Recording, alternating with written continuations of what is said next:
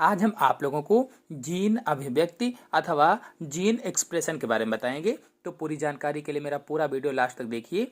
चलिए शुरू करते हैं। तो जीन सक्रिय डीएनए खंडों के बने होते हैं। डीएनए को सभी जैव क्रियाओं की सूचनाओं का भंडार माना जाता है। मतलब ये हुआ कि जीवों में जो आनुवांशिक लक्षण होते हैं उनका दिखाई देने के रूप में विकास अथवा दृश्य रूप में प्रकटन अथवा अभिव्यक्ति ही जीन अभिव्यक्ति कहलाता है। और ये जो विकास होता है, दृश्य रूप प्रकटन है या अभिव्यक्ति है, ये डीएनए अणुओं में संचित संकेत सूचनाओं में होता है। यानी ये जो विकास है, दृश्य रूप का प्रकटन है, ये डीएनए अणुओं में संचित संकेत सूचनाओं में होता है। तो जीवों में सभी जैविक क्रियाएं एंजाइमों के द्वारा उत्प्रेरित और नियंत्रित होती हैं।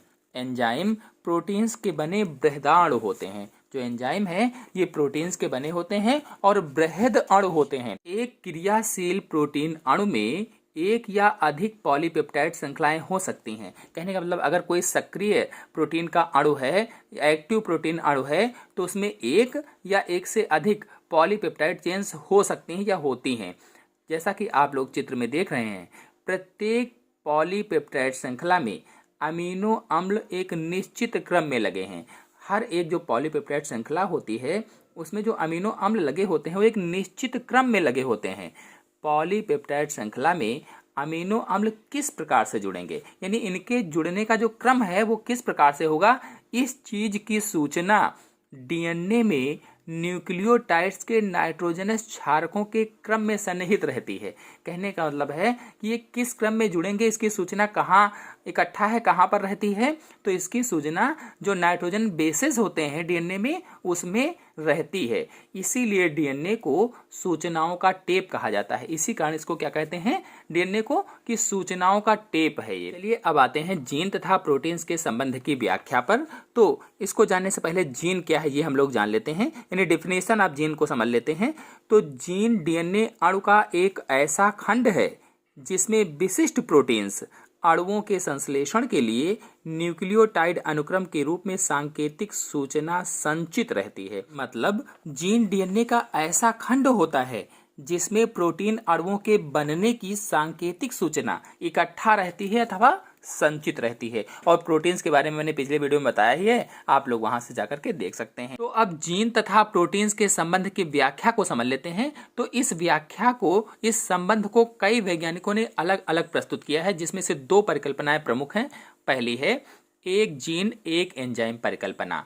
तो बीडल तथा टाटम, ये दो वैज्ञानिक थे, ने न्यूरोस्पोरा नामक एक कोशिकीय कवक पर प्रयोग कर यह प्रदर्शित किया कि प्रत्येक जीन एक विशिष्ट एंजाइमी प्रोटीन का संश्लेषण करता है। कहने का मतलब है जो बीडल और टाटम वैज्ञानिक थे, सन 1941 में इन्होंने न्यूरोस्पोरा नामक एक कोशिकीय कवक पर, यह कवक था न्यूरोस्पोरा, एक कोशिकीय होता है, तो इस पर प्रयोग किया और प्रयोग करके यह प्रदर्शित किया, दिखाया कि प्रत्येक जीन एक विशिष्ट एंजाइमी प्रोटीन का संश्लेषण करता है। यानी कोई भी जीन है वो एक विशिष्ट एंजाइमी प्रोटीन का संश्लेषण करता है, ऐसी प्रोटीन का जो एंजाइम के रूप में होता है, जो एक विशेष क्रिया को उत्प्रेरित करता है और वह एक विशेष क्रिया को उत्प्रेरित भी करता है।